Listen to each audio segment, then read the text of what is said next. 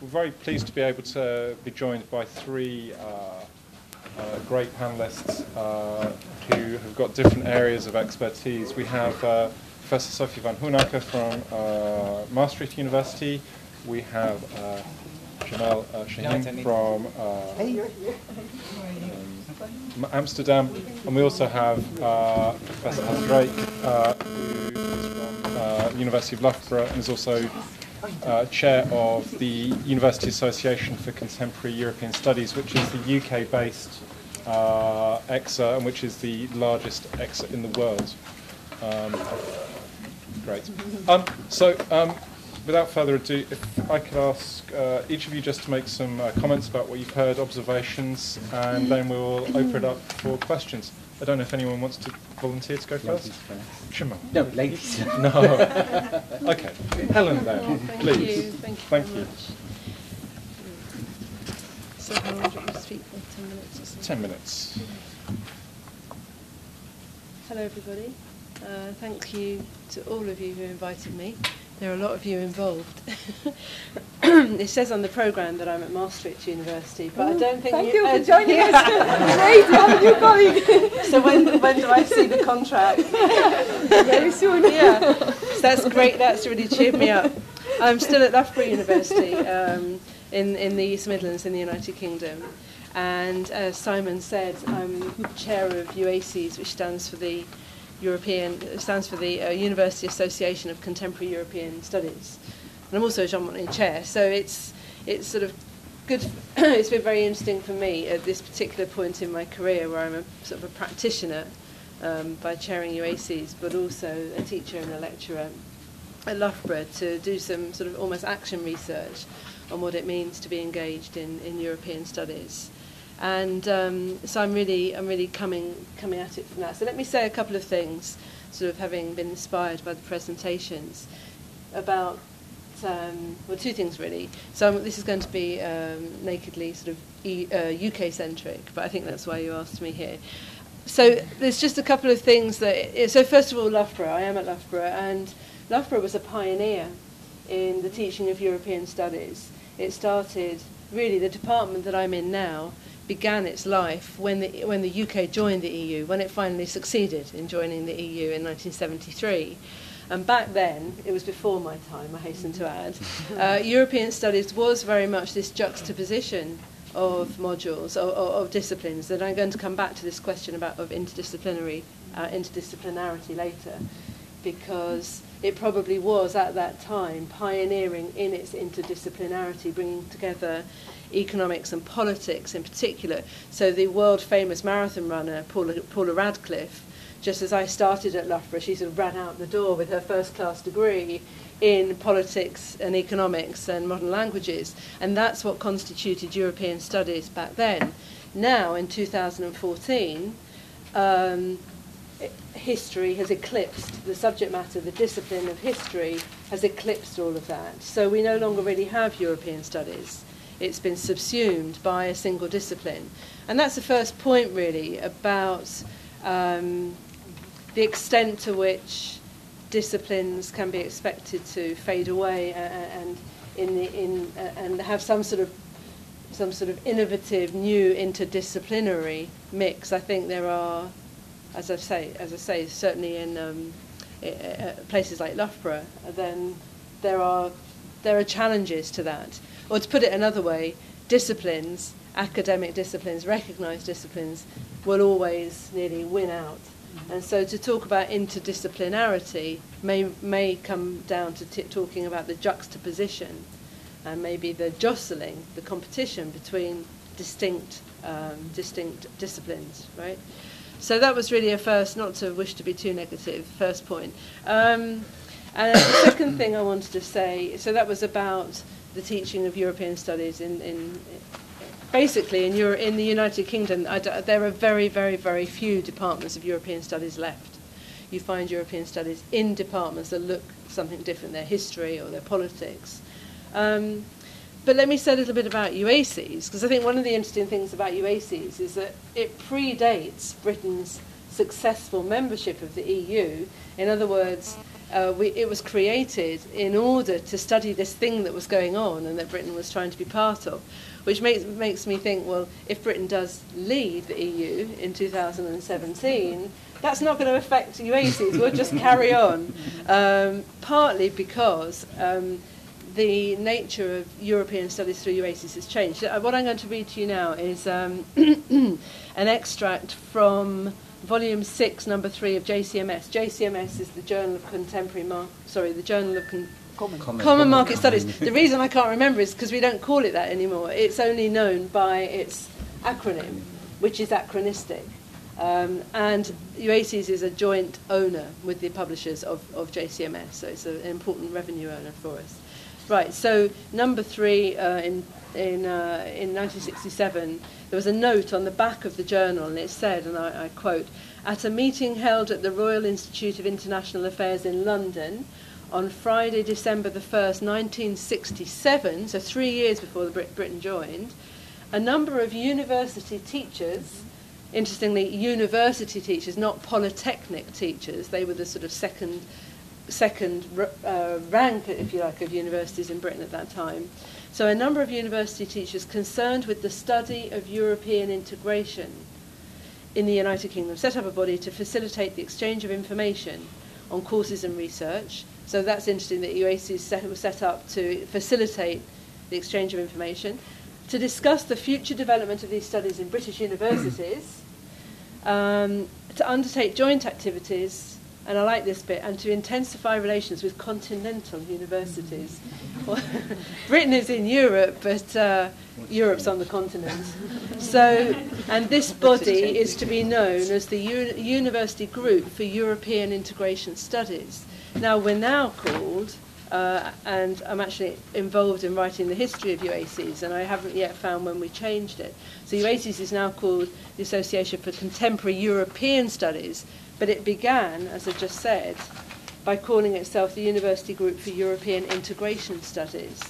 And we now describe ourselves as providing a forum for debate about European affairs, etc., etc. So I think my point here really is actually what we do in UACES now and our membership, the reason our membership I think is thriving, so we have over 1,000 members, over 50% of whom are not based in the UK. One of the reasons I think we're thriving is because we actually are a university group for European integration studies, perhaps, rather than contemporary European studies, which I think back in the 60s meant something quite different.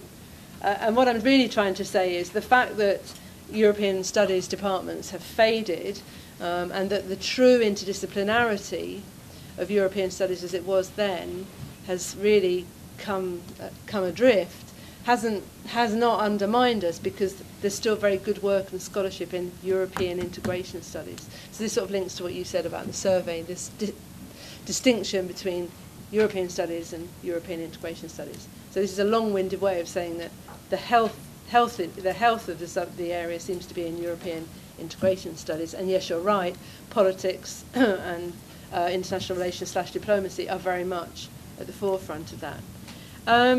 So from those perspectives, I just wanted to make a couple more thoughts. Is that okay?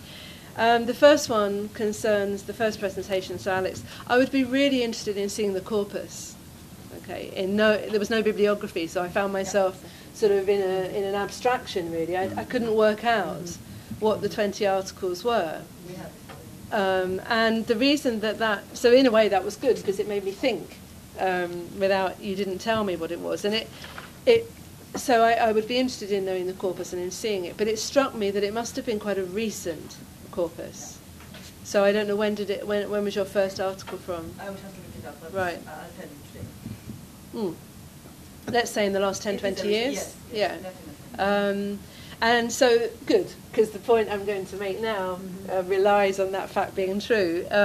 So I was reading and listening to you on your findings, and so it's set up this juxtaposition in my head to do with utilitarianism and idealism. So the sorts of things that were coming out of your analysis of the corpus are very contemporary. So the emphasis on the skills agenda, for example, really struck me as a very, as I say, modern, contemporary approach to studying Europe. And I juxtapose that with, and I'm going back to the same idea, in 1975 there was a special issue of the Journal of Common Market Studies, as it was still called then. And you should read it. I've got references to it in something I've read. It's quite funny in some ways, because I think it was in the days before peer review, for example. So the articles have a certain sort of subjectivity about them. But the special issue was on European studies in primarily the United Kingdom, including Northern Ireland. And the article that I point you to is by the late historian Alan Millward. And his article in that special issue is called What's in a Name? And he talks about the way in which European studies is being established in universities across the United Kingdom. And I think it's relevant because, unlike the corpus that you've analysed, if you were to take those articles, you'd have, I think, more of an ideal. You'd have some more idealism, and in particular, the idea that European studies was representing a political challenge to established authorities, so to established departments, to established hierarchies. So it was almost as if European studies, partly through its interdisciplinarity, had this sort of idealistic dimension or identity, by which it could somehow shake up the sector. And Millward he's quite sort of funny on that. He's very, as I say, quite subjective. And he talks a lot about interdisciplinarity. So that's the point, really, that he's suggesting European studies as a new subject area has a political dimension, and that it's good to be able to come in and undercut sort of existing fiefdoms and so on. But he says at the same time, and he uses a wonderful metaphor of Marks and Spencers on the one hand. Sorry, this is very sort of British. Marks and Spencers on the one hand, which is, I think most people have heard of Marks and Spencers. It's a British, what is this? It's not a supermarket, it's a shop, isn't it? It's a clothing and a food shop, and it's been going forever. And it's synonymous with high quality, basically. And he says that universities sort of like to run themselves like Marks and Spencer, meaning with departments. You know, if you want that item, you go to that department. And he says this is rather limiting. And interdisciplinarity allows universities to be more innovative. But he also says that you have to be aware of Tesco. Tesco is, in the UK, it's still, I think, just about the market leader, but it's not associated with high quality. Should I just put it like that? And so Marks and Spencer's on the one hand and Tesco on the other.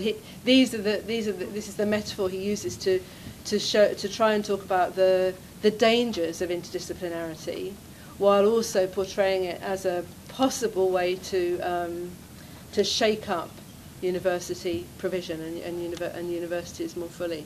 So I think that that takes us back to the question, I'll finish here, of interdisciplinarity. I thought that in both of your presentations we didn't really, and it's probably behind you couldn't do everything. You know, there needs to be perhaps a questioning of what it really means to be interdisciplinary. So the sort of stuff that I've just been going on about was when interdisciplinarity was sort of a brave new world, and when it was about breaking down the hegemony in the universities of individuals and their groups, you know, the historians, for example. So it was seen as more than just some sort of pedagogical outlook. And I think it needs greater specification. Really what we're doing today, I think, in the UK mainly, is not so much interdisciplinarity, but a juxtaposition of maybe history and politics. Whereas interdisciplinarity is integration. So the sort of degree that I did with Surrey, with foreign languages and in international relations, it was all integrated, really. I had to do my IR in German, which was a bit difficult. But there was almost political reasons for doing that, to try and generate this new perspective on things. Whereas I do wonder whether we're talking about multi or polar sort of multidisciplinarity or pluridisciplinarity. Yeah. So there's that. So it'd be interesting, but you don't feel you have to respond. It's just a comment on interdisciplinarity. First, thanks a lot for this, Yeah. for the old Yeah. vision, because I think it's very important to compare. So that I clearly agree that. And then the second thing, perhaps I'll just finish here, is to do with what I'm calling elsewhere Englishization. So there was a figure in your survey. I was quite I was a bit surprised. It was about 60% of your respondents said that English was the language medium of teaching. So that just got me thinking really about whether that underestimates the extent to which English is becoming, or has become already, really the lingua franca, ironically, of European studies, and that your 60% is probably going to grow, and whether that's actually a problem for European studies or not. So perhaps I could leave it there on having underlined these themes of interdisciplinarity and Englishization. Okay, thanks. Thank you very much. Sophie, do you want to? Thank you. Well, I will just respond to your presentations and also link it to our own experiences at Maastricht University. And I think, well, if we listen to, well, both presentations, actually, you can be optimistic to some extent, because I think there was a rather high degree of attention for innovative teaching in what you have been finding. And so with an increasing emphasis, I would say, on learning how rather than knowing what. So I think this active learning is now not just an exception anymore. I don't say it's the general rule, but still I think your data show that it is becoming increasingly common. And what I very much liked about the first presentation is that you emphasize this context. I think this is very important. I think this is not just coming from anywhere, and I think you also added to the context by also giving a historic perspective. And indeed, I think I will also look into this GCMS special issue, but probably there was discussion about interdisciplinarity, but not about innovative teaching methods. And this is really something, I think, of a much more recent date. And I think it has to do with different developments. You were referring to internationalization, Europeanization. I think this is really a factor that I think what we are having here today, this workshop, is a typical example, which probably you would not have had, let's say, 20 years ago. But the fact that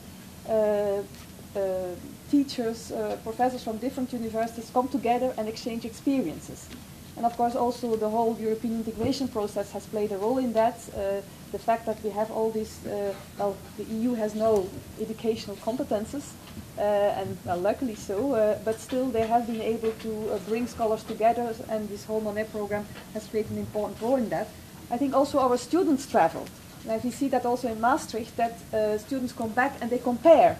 So that's, I think, also how messages are passed on. So it's not just we who are talking to each other, but also students who look around. And I think Alexandra was making a comment about students becoming increasingly critical. I think we also experienced that in Maastricht.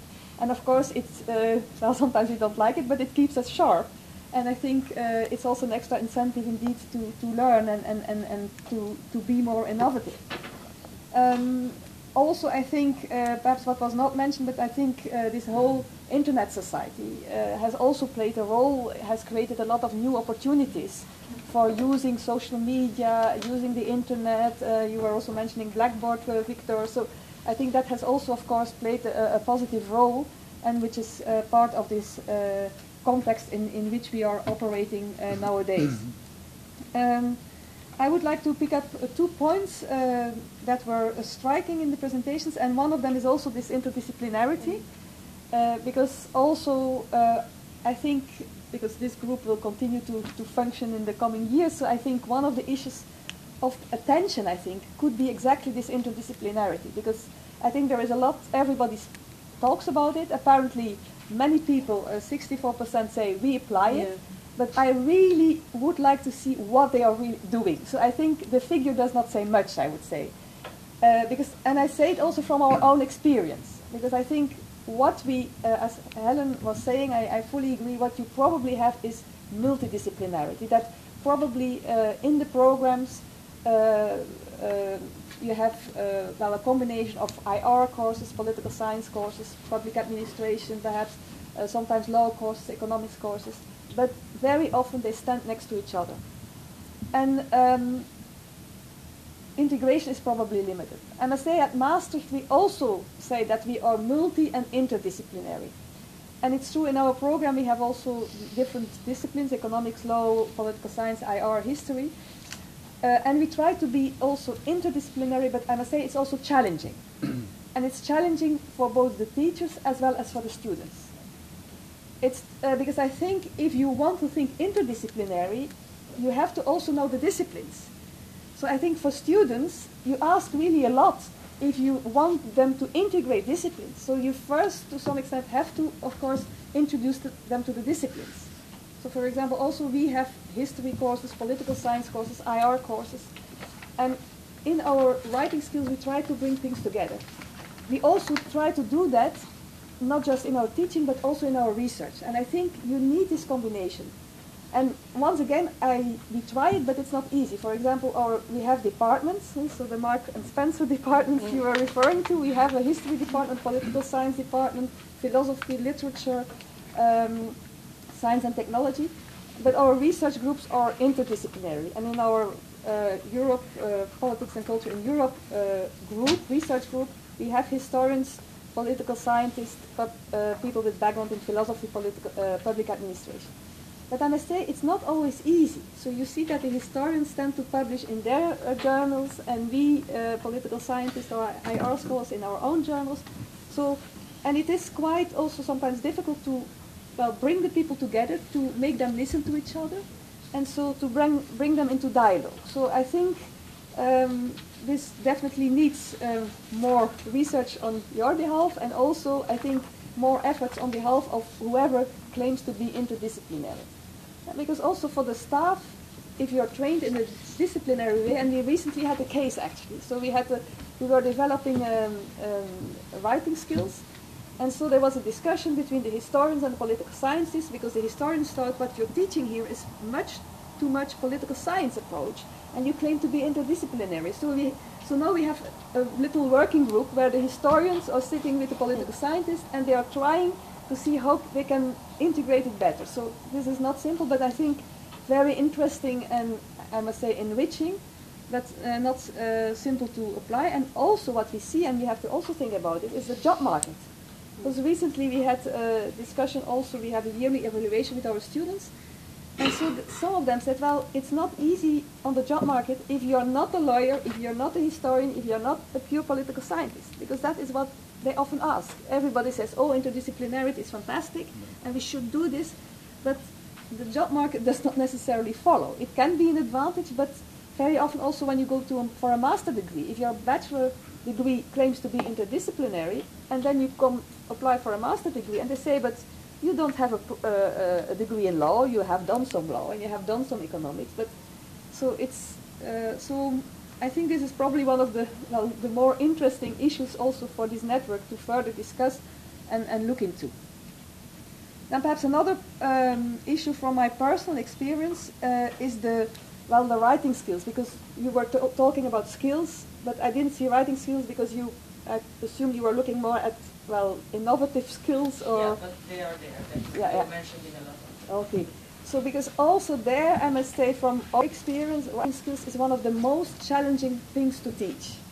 And so European Studies in Maastricht now exists for, more than 10 years, 13 years or 12 years. And this is what we are struggling most with.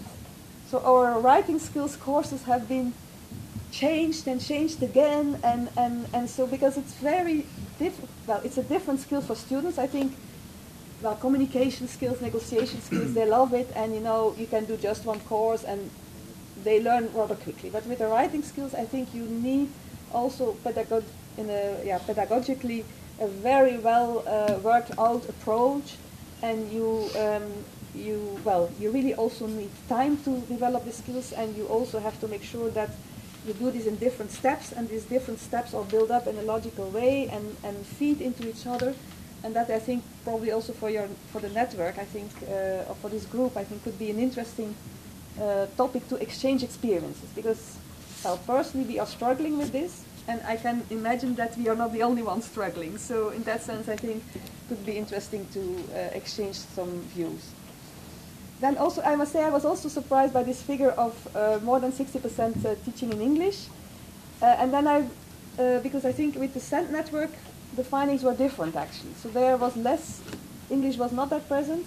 And then I was wondering, is this teaching in English then also linked to international staff? That would also be, well, out of curiosity, is it, for example, in Maastricht, well, we have a lot of international staff. It's so not just we teach in English, but this also allowed us also to attract a lot of international staff, which is positive, I think, for European studies, not only have an international student population, but also international staff. But that would be, well, a question to Natalia and Victor. And then finally, perhaps a concluding issue, and this is, was not really touched upon in the presentations, but Heidi, when she invited me to present here, she said, well, can you say a few words about how to teach and also what to teach? And Natalia made a remark at the beginning about curricular convergence. So I think, well, to some extent we are also here to learn from each other and to find out what we are doing and pick up some interesting ideas. However, I would say what we don't need is a kind of core curriculum. I think that is also an issue that has been discussed already in the past, and some people have made attempts to have a kind of standard curriculum for European studies. I must say personally, I'm not so sure this is a good idea. I think there is a wealth of European studies, and I think that is a strength. So we are not here in the common market or the internal market where we should have a kind of harmonized system of teaching European studies. I think the diversity is interesting, and some, for example, in the Netherlands, we have in Amsterdam, they put much, well, where actually Jamal is teaching also, you put a lot of emphasis on culture studies, and I think that's fantastic, because some students really want to do this. They also have more emphasis on languages, and you can explain better than myself, but I think this is a very interesting approach. Maastricht is more, well, law, economics, history, politics, so different. Twente, again, is different with more public administration, so I would say, of course, there will be a minimum of, or a kind of, well, we will have overlap, which is also good, but I would say, well, leave things rather open and allow for a rich choice. And also, I think, when a little bit the risk of this core curriculum could be also that, you know, you lose flexibility. I think European studies is a very evolving topic. So European integration, well, perhaps who knows, Britain may leave in 1 or 2 years. They may also stay, which we all hope, of course. But you have to be able to, well, also respond to the changing world. And of course you can do that by adjusting courses, but also there are important developments, like for example in our case migration was something that we did not offer to our students, but well, it's today a very topical issue, and since a couple of years we also have introduced a new course. Next year, for example, we will have a new course on EU-Asia relations. So I think it's also important that we do not write things in stone, but we allow for flexibility, picking up on new developments. But what of course is very interesting is not so much a core curriculum, but what we are doing here, listening to others, exchanging views, best practices, and then of course you can always translate that into your own program if of interest. So I would like to stop here, Simon. Okay. Thank you very much. Thanks. Thanks very much. My brain is overloaded with a lot of this stuff because I've heard lots of interesting things here. And I just want to come back on the issue of interdisciplinarity quickly before I tell you who I am. Because I attended a workshop at the University of Bristol several years ago now, many years ago, that was organised by Michelle Sini on interdisciplinarity in politics. And we talked about European studies, and my recollection of that meeting, I'm sure she has a different one, but my recollection was that by the end of the meeting, the lawyers were telling the historians, it's okay, we can study history and European integration, European studies, but law is important.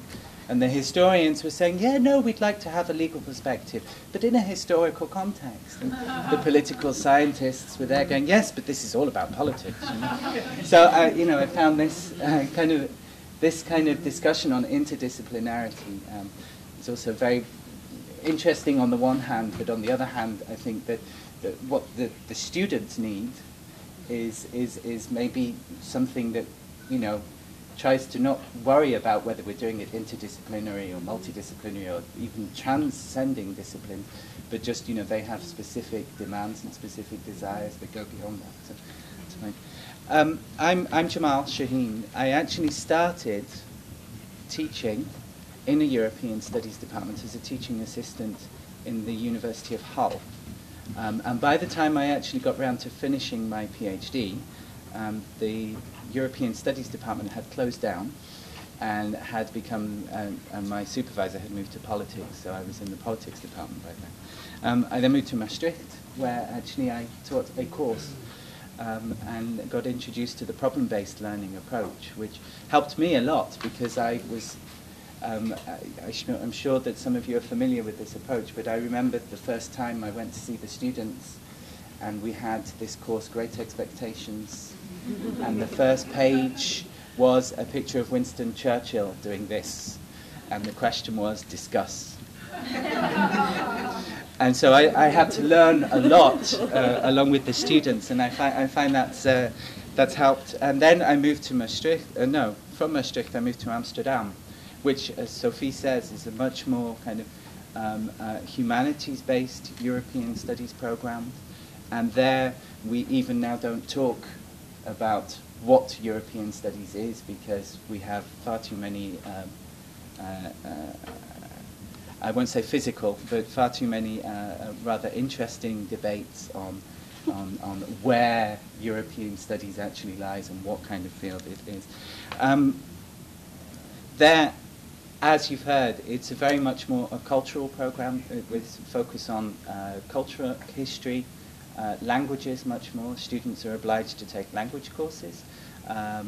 There is actually one course at the first year level on the European Union, European integration, and that course is done in Dutch, which is interesting. But one question that I had about the survey was that you talk about the language that people teach in, but do you talk about the literature that they use? Because I also had to teach once a course in Dutch, which was a wonderful experience, but all the literature, of course, was in English, and so we were translating on the fly into Dutch, and in the end the student said, can we just do this in English, please, because the literature, you know. So we had that kind of question. I had that kind of question when I thought about the 60% figure. Is it actually higher when you include the literature as opposed to the language that you're actually teaching in?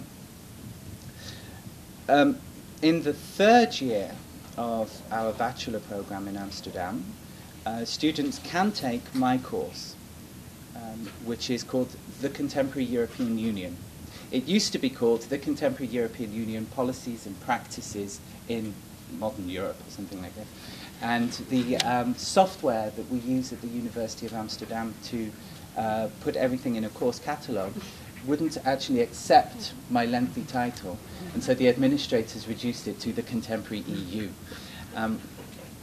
which is a bit of a broad title for a course on the EU. However, it always gets it used to get quite a large number of students. Why? And this is crucial, I think, and it comes back to a point that you were just making. The job market is such that a lot of students think that when they're doing a program that's based on culture, history, and languages and so on, if they know more about the EU, they're more likely to get a job. It's the opposite in Loughborough. Yeah, but yeah, this is how it works. And I also have a Jean Monnet module, which I operate at the master's level. And for that course, we actually invite people from the European Commission, from the External Action Service mainly, to come and talk in Amsterdam. Sometimes they stay overnight, well they have to because they're late evening lectures, and then in the morning sometimes we ask some of them to continue speaking. And the only thing that the students wanted to come to was one person who said, I can talk to them about careers in the EU. The room was packed. I mean, the question, the link between EU studies and the job market, at least in Amsterdam, is very, very strong. And so there's this great demand for that. that leads to a lot of interesting opportunities for different types of teaching methods. At least that's the way I've interpreted that. And, is that what we do, since we see the students are very interested in studying the EU in order to understand more about EU policy making processes, in order to understand a bit more about how they can actually find employment in Brussels, normally, most of them want to come here. We are able then to play many more role plays, ask them to actually write, rather than writing just essays or doing exams, we ask them to actually do lots of things such as writing policy proposals. At some point, I started an initiative where I said, okay, you're actually going to write as if you were a member of the cabinet for Ashton, and you have to write a little policy document that you will then present at the end of the course. And the students actually all came dressed in suits. Yeah, they took the badges that they came, because they came on a commission visit, they took the badges that they'd kept in some kind of freezer bag and stuck in the freezer. They put them back on their suits and then gave these presentations. They were really keen on doing that. And then we also asked them to write summaries of the events that they come to, so the events. I think those are all kind of different methods that we've used to stimulate the students a bit and to make them a bit more aware. I had a couple of questions about the way that you distinguish between disciplines, methods, and tools. And I was wondering also about including some sort of discussion on theories somewhere, because I had the same question that Sophie had about EU interdisciplinary studies. I'm sure that we would all say, I mean, I teach a course in a humanities faculty, so I would say I'm interdisciplinary, but actually I'm not. I'm teaching a specific disciplinary course, or a course with a specific disciplinary background, to a bunch of students who have another disciplinary background, and I call that interdisciplinarity, where it's probably just confusing in some ways. So, you know, there's a lot of this that needs to go on. And what I find is that I actually have to spend 20 minutes every week of my 3-hour lecture, seminar, interactive session, actually explaining to the students why we did what we did last week, why we're doing what we're doing this week, and what that actually means that they'll be able to do at the end. And maybe that's because, you know, the specific courses that I'm teaching in this environment, in this humanities sea, are of a very different nature, and so they need that kind of cajoling, and so on. You talk about teachers all the time, and I was interested because I would never call myself a teacher anymore. I call myself a facilitator. Maybe that's a bit too demeaning, but you mentioned the word facilitator. But I think of myself more as a facilitator. Nowadays, you know, particularly with access to the internet, students are often more aware of what happened the morning before the lecture than I am. And so they're able to come into class going, well, you don't know, you're supposed to be the expert. And so I tend to refer to myself more as a facilitator, more as somebody who actually says, now I'm going to tell you where to find that information and how to interpret that information, right? Rather than saying, listen to me, this is what. And this is also something that's evolved from using a specific textbook to actually now moving on to articles and opinion pieces in the courses. I also think that textbooks are rather expensive. Sorry for the people who write them, but and the students, they have access to our digital libraries quite easily. So internet. One thing that I did want to say, it's becoming easier to teach Europe, I think, because of the Euroscepticism that's risen, at least in the Netherlands, and a lot of Amsterdam students, at least, they find the situation in the Netherlands rather polarizing, and so there's a lot that actually emerges from that discussion. You can capitalize on that discussion, right, to actually really get people talking about this. And I also see our role as facilitators as a bit of ambassadors of this debate to try and actually open it up a bit. I think that's important. And then study trips, you mentioned them. I think that this is very important. If you can do study trips, I think it's very important to do it. I guess most of you teach here. Do any of you organise study trips to Brussels? Yeah. Well, not personally. Do you do them through the, well, no, do you do them through the European Commission's Visitor Service? Oh, okay. Okay. Because we found that that's actually a very complex and difficult thing to do, organising those things. So that's something that maybe needs to be actually addressed. You mentioned also in the literature review, Alexandra, you mentioned online tools. And you talk about privacy concerns. I actually found the opposite. I'm very worried about this. I set up a specific wiki. I learned how to set up a wiki for the students to actually do something at one stage on my bachelor course. And then I discovered that they were doing it all on Facebook and then transferring it over to this wiki, and they actually broke the wiki by doing that. But so they were doing everything on Facebook. They don't care, so No, let them do but it. that's a problem, actually. So I think it's something we have to teach them to care a little bit more. That's Okay. also, it's not necessarily our job, but because we are using all these tools, I think Okay. it's necessary to take it into account. Okay. And then I was, there's just one more point that I have, which was this question of failure and teaching students to fail. I don't know about people in other places, but at least in Amsterdam, that is unacceptable. A student cannot start a project and then realize it's going to fail. They blame the facilitator. They say, well, you should have identified this problem right at the beginning of this. And I think that's a big problem. It's also something I would like to change their mindset, say it's not my fault if you do something wrong, but also that this happens in life, and I'd like that to be, I'd like to understand how we can actually make that easier for students. Okay, that's my main point. So. Okay, thank you very much to all three of our speakers. Before we take some questions, can I just say that my textbook is actually very cheap. It's because it's short. It is short, and it's available in several languages. It is also online. We'll use that one then. Which is the one. Do we have any questions for the panelists or for the presenters earlier that we can take?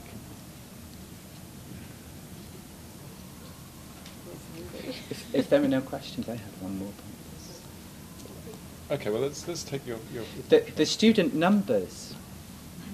I remember sitting in a lecture, Sophie, that you gave, where you, at Maastricht, where you'd actually had to hire out a separate building. I don't remember how many people were in the room, but you were a little dot at the end. There were more than 250 people in the room, I think. In Amsterdam, we give lectures to 250 students. There, you mentioned the fact that innovative teaching is less possible. I'm wondering whether there aren't really interesting things you could do. Are there things that you can do with bigger groups of students? I think my experience is it very much depends on the room. So I was teaching one course, and one week, one of the hours was in one room, and two of the hours were in another, and it was chalk and cheese. And I have no control of that, which is very problematic. So rooms that are very shallow like this, where the students can cuddle in little pods, and I can walk around, more importantly, work much, much better than the classic lecture room, which is almost a hostile kind of setup in a way. I can't get to them, they're all distracted on their social media. I would be. And yet, if you try to sort of stop them, then that's not a good thing either. So I think, despite what our teaching centre would like to think, there is limited, I think, what you can do in these big raked lecture theatres. But there are people around who maybe manage it. But, in Maastricht we combine it, so we have these lectures once a week, and then they have the tutorials in smaller groups. Twice a week, but of course, as Alexandra was also remarking, you need the facilities and the money. So it means that, for example, in the first year European Studies, where nowadays we have 350 to 400 students even, so we have more than 25 small tutor groups. So, and tutors can only teach at maximum 4 groups, so this means that you need a lot of staff. So it also has financial implications. So I think that was really very important that you noted that as well, because you can, of course, dream about something very interactive, but you need the facilities and you need the money and the support of the university, and we can only do it because Maastricht wants to promote itself as leading in learning, and problem-based learning was actually one way to distinguish ourselves from other universities, because we were the youngest university in the Netherlands, so a new one, and none of the other universities wanted to have Maastricht. So Maastricht had to be creative in saying, well, we will not do what you will do, we will do something different. So that was our chance. But in that sense, I think indeed the context can be very constraining, and it costs money. Yeah. Can't hear you. The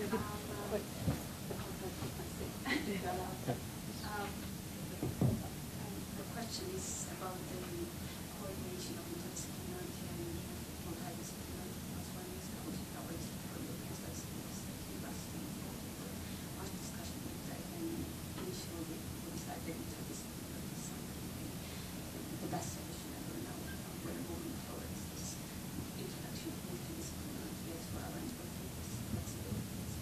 It's really something to progress. Whenever something pops up, and whenever there is a need, we feel that the new courses, so we have been starting to it's rather technical question. How to get people making decisions, which course to what to the curriculum or to because it's something which is problematic nowadays, and we appreciate very much So the question is how do we decide which course will be part of the curriculum and which course doesn't?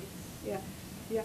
So actually, indeed, that is of course always challenging. So we started, before the European study started, there was a kind of, very extensive report where it was explained what was the motivation to have different courses and so on. So it was rather well thought out. There was actually Taneli Blom, who was one of the founding fathers, together with INOTLES. They actually got a full year or even more to just work on that. So they were given actually the resources to really think it out quite well. And so one was a philosopher, the other was a historian, so they worked together. So that helped, I think, already. And of course, you always have discussions also within European studies as it is now. For example, in the beginning there were 2 law courses that were obligatory. And I must say, when I was director of studies, I always defended that, because some people say, oh, perhaps 1 law course is enough, and the second one we should make optional. And now today it is actually optional. But indeed you have this debate. So it's not that there is like one route or one way to do it. So it's just a discussion among staff, but also with students, because we originally defended we need these 2 law courses. One was more introduction to European law, the other one was more advanced, with also free movement and competition law and so on. So and then some students said, yeah, but I would prefer to do something else. I don't want to go on in this field. And now we have given them the choice actually, but 1 course is obligatory. But there was some discussion among staff, also with the lawyers, and also amongst the students. So there is not like one magic formula, but I think it's important to listen and also to base it on your experience. You try out things and then you sometimes may change your mind because you think, well, reality is different than you thought, or it doesn't work out, or but yeah, I think of course it's good to have staff from different disciplines. Then you can also discuss issues and but yeah, so it's not there is no simple solution actually. Jamal, yes. Yeah, what would be really interesting for me would be to have a law course that has historians and political scientists giving their perspective within the course at the same time. So the core being provided by a lawyer, but then a political scientist coming on and saying, yeah, this is important, but this is how we view it, right? And a historian doing the same thing. Something like that would be very interesting. I think the thing is that there are other factors at play. There are big structural factors. So when I've been going through the history of UACES, it's very clear that our desire to be inter/multidisciplinary is partly because that's what the funders want. So it's driven by extraneous or external factors which impose constraints, really. So there's the intellectual rationale, And then there's the more economic rationale. And so I think there are structures out there, contextual structures. I don't know what it's like in your situation, but it may be that, so if you think about careers, you know, it's not only about the students, but about the academics who are teaching those students or facilitating those students, and also students if they want to take an academic route. Where are they going to be able to publish? So academics who are teaching in this field, they're going to be constrained by where they can publish. Where are they going to apply for grants? Where does the recognition come? And I think interdisciplinarity there has a lot of pitfalls. So it's not to be negative, but it's to recognise that it's not simply, in my view, about an intercollegial discussion about what you want to do, but the broader picture. What's your government funding? What's it not funding? What's being published? Who's subscribing to which journals? So that's what I was trying to point out about the dilemma really between utilitarianism and idealism, and I haven't got an answer, unfortunately. Okay, thank you. We've got a question just down here. When we talk about, new studies, which is interdisciplinary studies, and the composition of the curriculum, I believe that there must be some courses in some general directions in order to make this, studies somehow balanced. I mean, let's say one course in new law at least, one course in new economics, one course in new politics and so on, so forth, at least, right? And the other ones can be some options as well, right? May I just add to this question, because my question relates to it, and there was some representation that I liked it. We need students with a certain background, and it's the best excuse for a teacher or a university instructor if he fails to teach the students to say they didn't have the background. So from your experience, I suppose that there must be some core curriculum, like a number of courses that no university instructor would be able to blame the students for not having the required background to take the courses. And I also support the idea that there must be flexibility, but how we can do this interdisciplinarity, flexibility, and not blaming students for not having the necessary background. How could we combine the two together? We have a problem there, which is that at least my course is opened up to the entire faculty, and beyond that, I get a lot of international students coming from the US and so on, who come and want to do the course. And then you have these dynamics in the room that state, there are other people that have done the core courses, that know what the European Council is and what the Council of Europe is. And then you have other people who come in and say, Europe? How many countries are there in this thing? And so you have that kind of dynamic situation that runs. And there you have to use these different types of methods. And so you can blame the students, actually, for not teaching their peers rather than blame yourself. Very good. Thank you for the tip. More excuses. Sophie, do you want to say something? Well, I think at master level we also have this problem quite often because, in the bachelor, of course, you have the students for 3 years and you can indeed give them the basis in different disciplines, different courses. So I think there at least, you can gradually build up, and I think also Alexandra, what she means is that perhaps some of these innovative methods are perhaps better at a later stage in the program. So this is not something you start with in year one in your first course, but you first, you make the students get used to the university and so on, and then perhaps later on you become a little bit more creative. But of course at master level we have also the problem that students come from all over Europe, all over the world, and have come also from different backgrounds. And then of course, they very often they have not done European studies in the bachelor, so they have done something different. So they have studied law, or they have studied communication studies, or something else, and then of course it is sometimes quite problematic. And then what we sometimes do is also in the first module we have a kind of first general module where we try to bring them up to a certain level. But of course one module is of course not a replacement for a 3-year study, so yeah, it's also for us challenging actually. Any last question? Okay. Let's have it. Regarding the English language,